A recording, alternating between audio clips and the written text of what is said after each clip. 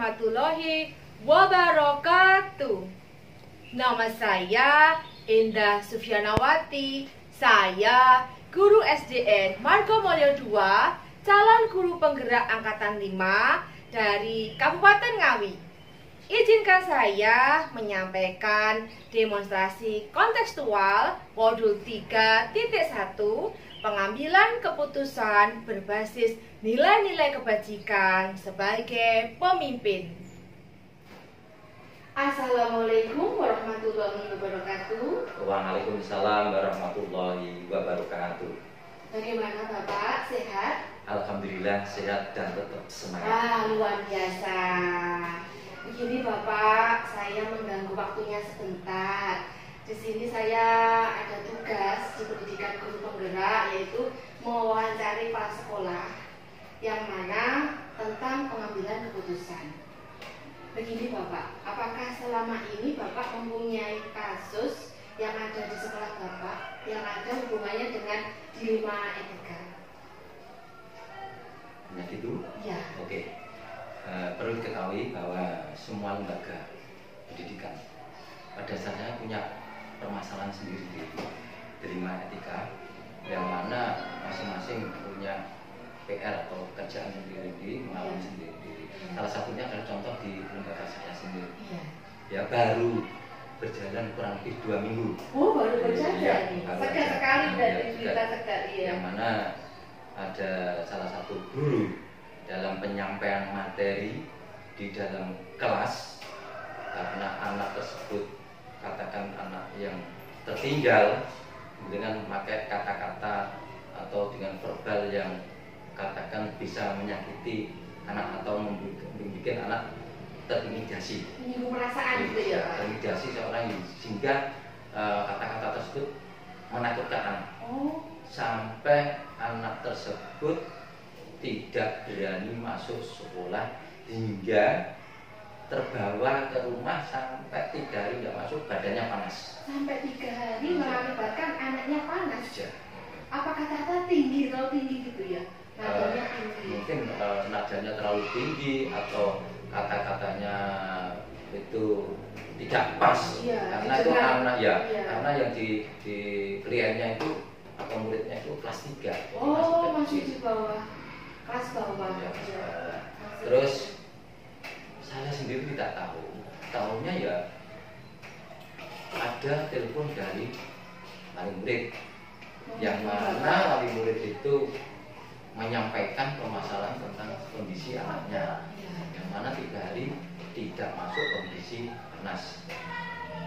Terus kemudian orang tua tersebut cerita bahwasannya di sekolah baru aja kemarin itu mendapatkan perlakuan yang kurang pas, dengan bahasa-bahasa yang kasar, bahasa-bahasa yang menjadikan anak takut, sehingga sampai di rumah mengakibatkan adanya sampai 3 hari tidak masuk ya.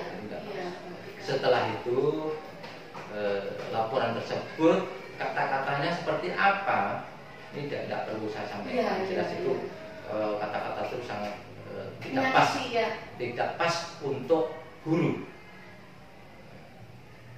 Tapi kebetulan saya itu pada waktu itu diklat di Sarangan. Selama 3 hari, tapi baru dapat 1 hari. Di telepon itu ya? Di telepon, akhirnya saya tanggapi, oke, nanti tak kondisikan secepatnya untuk bisa terselesaikan.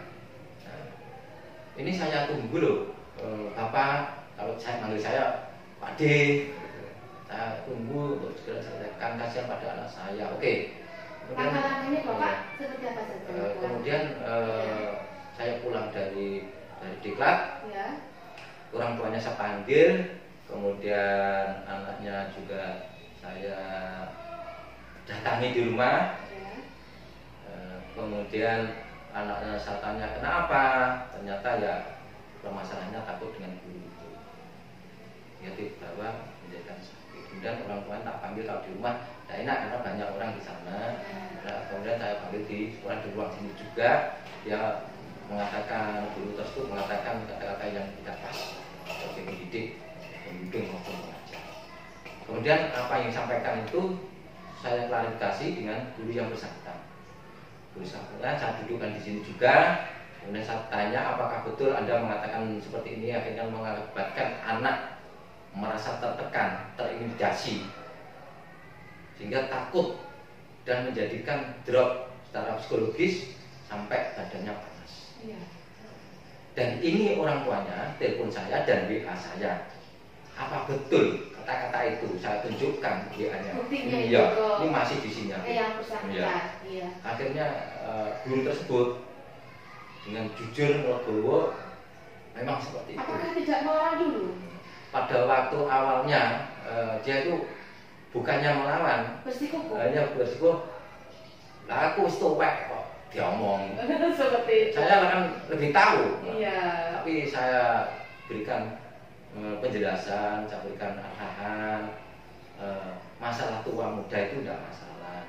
Yang penting adalah tupoksi guru harus betul-betul dilaksanakan sebagai pembimbing, pendidik, dan pengajar. Dan tugas guru mengantarkan anak agar dapat berhasil dalam dunia pendidikan, khususnya di sekolah dasarnya, khususnya di kelas 3D. Iya. Sehingga perkembangan anak itu sesuai harapan kita dari anak yang pinter, cerdas, terampil, dan berreligius, punya iman dan takwa pada Tuhan. Itulah tujuan kita. Dan anak, sekali lagi pada panjenengan Pak Guru, jangan sampai anak itu panjenengan jadikan musuh. Anak itu bukan musuh. Anak itu ladang panjenengan mengais rezeki. Kalau anak tidak ada, panjenengan cengkulang ngopo lah. Tidak bisa Anda mendapatkan rezeki. Itu bersyukurlah masih punya anak didik. Tolong itu dicamkan. Jadi anak sekali lagi bukan musuh, tapi anak kewajiban kita dalam mengantarkan mereka. Tugas kita mendidik, mengajar, dan membimbing tadi. Kemudian untuk anak tersebut harus betul-betul kita sikapi dengan penuh kasih sayang, kasih sayang. Jangan sekali-kali membuat anak terintimidasi dengan verbal, kekerasan verbal maupun kekerasan fisik. Ada dua itulah yang nantinya bisa-bisa ke ranah hukum. Kalau orang tua laporan ke pihak kepolisian atau pihak yang berwajib yang lainnya. Tapi secara kedinasan, kalau saya tidak sampai ke situ, tapi saya sikapi, nah panjenengan mau, ya, secara kedinasan aja. Secara kedinasan tidak mungkin saya laporkan ke Korwil. Kalau panjenengan tidak bisa, ya saya laporkan ke Korwil, ke kedinasan. Korwil tidak bisa ngatasi ya ke dinas kabupaten nanti. Kalau tidak bisa, mau tidak mau wali murid nanti akan Kerana yang tertinggi. ya. Iya. Terus sekali lagi untuk penyelesaiannya, mohon hari ini segera meluncur mendatangi anak yang sakit tersebut dan mohon tidak hanya minta maaf, mohon maaf pada orang tuanya dan anaknya, ya. Tapi kalau anak ya minta maaf, kalau orang tua ya mohon maaf lah, supaya hal itu tidak mendarat mana terdengar oleh siapapun, apalagi terdengar oleh jalur hukum. Nanti panjenengan rugi, mau tidak mau urusan polisi, urusan LSM dan sebagainya. Itu akhirnya merugikan semua pihak. Iya. Merugikan lembaga, apalagi saya. Berarti saya tidak bisa membimbing panjenengan. Saya katakan seperti itu. Legowo ya. Akhirnya dia melegowo dan pada waktu itu juga ketika itu juga akhirnya berangkat ke sana. Dan setelah itu saya katakan meres habis dari sana datang ke sini. Hasilnya gimana? Akhirnya dari sana kembali ke sini laporan dan dari sana bisa menerima. Dan setelah itu yang bersangkutan orang tuanya ngabel saya juga, ngabel. Pak D, terima kasih untuk Pak Guru ini sudah kesini dan sudah mau minta maaf. Terus kamu gimana? Saya sudah menerima Pak D. Namanya manusia itu harus saling minta maaf. Oke, berarti tidak ada masalah ya. Berarti besok anaknya suruh masuk. Setelah itu selesai, ya sudah kalau gitu nanti cepat sembuh, mudah-mudahan besok bisa masuk. Terus kebetulan Pak Guru itu datang, tanya gimana, sudah Pak, sudah selesai, tidak ada masalah. Untuk itu ya Pak, jangan diulangi lagi. Itu berpengaruh pada PPDB, sangat berpengaruh. Orang akan takut masuk sini kalau sifat panjenengan, watak panjenengan dalam mendidik anak, membimbing anak, mengajar anak masih menggunakan kata-kata kekerasan seperti itu, kekerasan verbal, itu berbahaya. Tolong, janganlah sekolah ini panjenengan bunuh sendiri, panjenengan hancurkan sendiri, hanya gara-gara itu yang kami sampaikan. Akhirnya dia minta maaf kepada saya, mohon maaf, maka dia juga janji saya buatkan buku untuk menulis permasalahannya ini, kemudian sudah tanda tangan dan jadi itu tidak ulang. Selama pengambilan keputusan ada tantangan nggak yang panjenengan hadapi dengan yang bersangkutan? Awalnya dari yang bersangkutan yo itu saya sudah senior, saya didikte kalau masalah pembelajaran sudah saya katakan senior dan tidak itu bagi guru tidak ada. Yang penting guru itu bisa mengantarkan anak katakan pendidikan berhasil apabila dia bisa mentransfer ilmu sebaik-baiknya dan mendidik anak menjadi anak yang takwa secara religius. Itulah dunia akan berhasil. Bukan dengan cara kekerasan nggak bisa dilaksanakan. Bisa. Akhirnya dia melempar. Iya. Itu menggunakan jadwal nggak? Dijadwalkan atau gimana? Enggak. Begitu saya menerima laporan pada waktu diklat itu saya langsung meluncur. Saya pamit di saya dari diklat baru dapat 1 hari, jam 4 sore saya pulang. Ya. Terus besoknya saya klarifikasi. Dia terselesaikan masalah tersebut. Jadi secepatnya, segera mungkin. Nah ini masuk paradigma mana ya? Itu kelompok dengan individu, individu dengan kelompok atau ya? Ranahnya? Awalnya memang individu antara guru dan anak, ya. Tapi akhirnya melibatkan banyak orang, mau tidak mau kelompok karena itu organisasi merupakan lembaga, akhirnya kelompok. Berarti individu dengan guru, individu murid dengan guru, wali murid, ya. Dan akhirnya melibatkan lembaga. Ya, individu dengan kelompok. Langkah-langkahnya tadi sudah sampai ke ranah yang lebih tinggi ya, ya. Karena mau ambil keputusan itu kan harus runtut seperti itu ya. Hambatannya tadi awalnya bersikukuh ya. Nah, bagaimana bisa menahan emosinya tadi dengan bersikukuh dengan cara apa Bapak? Berikan pemahaman bahwa tupoksi guru itu ada 3 toh, mendidik, mengajar, membimbing. Dan saya katakan ada senjata saya tadi, murid itu bukan musuh, tapi murid itu tempat kita mengais rezeki. Seperti filosofi Ki Hajar Dewantara. Sebagai seorang pendidik kita harus berhamba pada murid. Murid diibaratkan ladang. Bagaimana nanam jagung jangan sampai tumbuhnya halang-halang. Seperti itu. Seperti sekolah itu ibaratkan taman yang indah, tempat untuk bermain. Bagaimana seorang pendidik itu bisa menciptakan sekolah situasi itu aman, nyaman, menyenangkan. Anak-anak betah dan kerasan di kelas. Intinya kan kembalinya ke situ ya Bapak. Iya betul. Maka setiap rapat saya sampaikan, saya tegaskan bahwa guru dalam mendidik, mengajar, membimbing harus dengan bahasa kasih sayang. Lainnya tidak ada. Bahasa kasih sayang itu senjata utama. Betul. Nanti kita akan dicintai oleh murid. Benar. Sehingga murid akan tidak masuk, dia canggih.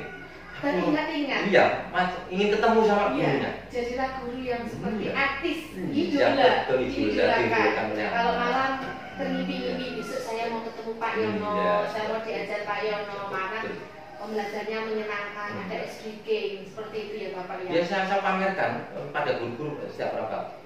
Panjenengan tahu toh, setiap saat datang anak kelas 1 sampai kelas 6 bagaikan antri beras saling. Iya, saling. Tapi terhadap panjenengan apa pernah toh? Panjenengan sebagai wali kelas loh. Iya. Itu kan berarti sudah seperti itu. diidolakan. Iya. Harus Ya, diidolakan. tidak hanya di sini, di sekolah lain seperti itu. Iya. Saya juga heran ngapain kok seperti itu. Tapi Punya magnet, berarti kan punya magnet. Seperti iya, magnet. bahasanya kan bahasa kasih sayang kan gitu. Kita menyatu dengan jiwa anak. Bahasa kasih sayang, Iya, bahasa buku. iya. Iya. Kita menyatu karena kondisi psikologis anak, kita menyatu dengan psikologis anak. Iya. Ibaratnya dengan ular, kita harus menyatu dengan bagaimana psikologi ular itu. Iya. Sehingga kita tidak digigit atau kita tidak digigit. Nah, seperti itu. Akhirnya anak yang mencintai kita. Iya. Betul. Sampai guru kelas sudah diulang, gurunya aja tidak mau, minta saya yang mengajar. Ayo ngajar Pak, pagi nanti saya ngajar Pak, ya ngajar ya. Berarti sudah menjadi idola. Nah, ya. Karena itu kan, nah itu bisa katakan itu pendidikan berhasil satu, bisa menciptakan guru dicintai oleh anak. Ya. Kedua, apabila dia bisa menerangkan ilmu dengan maksimal bisa masuk, Iya. itulah yang diharapkan oleh pemerintah. Iya. Itu. Dan tambah lagi satu, cepat mengambil keputusan. Ya, untuk sekolah harus cepat. Iya, harus. Dan langkah-langkahnya juga tadi sudah runtut dari memanggil yang bersangkutan, akhirnya diidentifikasi kasusnya, langkah-langkahnya juga sudah semuanya masuk sampai berpikiran nanti kalau masih seperti ini nanti publiknya keluar seperti apa. Ya memang banyak yang perlu kita yang dipraktekkan langkah-langkahnya ya Bapak. Itu harus kita bersikap tegas Ya, dan adil. adil, ya benar-benar. Tegas dan Tegas adil. dan adil, ya. Jangan mudah kita diulang-ulang hanya kepentingan pribadi. Iya, betul. Oh ini dulurku, Iya. oh ini saudaraku. Tidak boleh pilih kasih Ya, juga. seperti itu. Iya, iya. Apalagi membawa suatu katakan itu lembaga. Iya. Lembaga ibaratnya kendaraan mau dibawa kemana endingnya itu Iya. terserah paspor. Iya, benar-benar. Luar biasa, ini wawancara yang luar biasa. Saya mendapatkan ilmu yang lebih. Nanti sesegera mungkin dalam keseharian saya praktek di kelas walaupun dan dengan teman-teman dengan yang lebih komunitas lain akan saya terapkan. Bapak, terima kasih sekali atas waktunya. Terima kasih sekali lagi. Wassalamualaikum warahmatullahi wabarakatuh. Waalaikumsalam warahmatullahi wabarakatuh. Mohon maaf. I'm an icon, and my girl about a 10. I should fuck her in a Benz.